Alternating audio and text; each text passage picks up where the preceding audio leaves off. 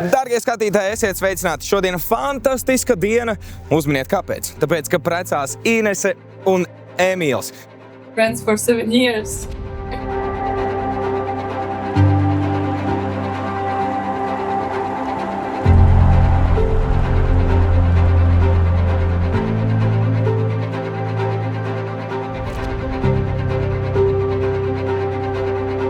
Tagad viņi ir šeit, izgājuši cauri ballītēm, rītiem un autobusiem un ir atraduši viens otru.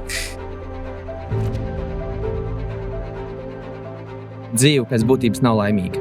Ir laimīgi tie mazie brīži, kas viņu veido. Tādēļ es novēlu jums daudz mazu laimīgu brīžu, lai viss ir forši.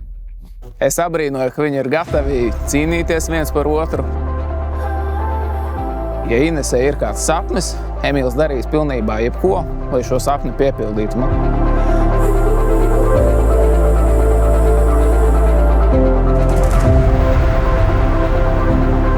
Viņa ir kļuvusi labāk, kopš viņa satika Emīlu. Emīls ir viņā atraisījis tādas īpašas jūtas, man liekas.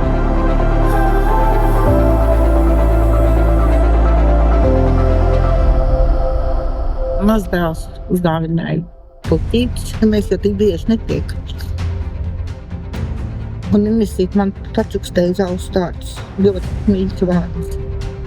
Es ceru, ka viņiem viss labi izdosies un gaidām, protams, pirmos mazbērniņus. Ka bagātinājis viņu ar kaut ko. Viņi viens otru tik ļoti papildina, ka es jau pat nevaru vairs pateikt, no kur viņa beidzas un kur viņš sāk. We hope that they stay married for a very long time. But if it doesn't happen, we are keeping Emīls. Right. Par šo skaisto jauno hausu, ko mēs tagad saucam par mūsu jauno lielo ģimeni.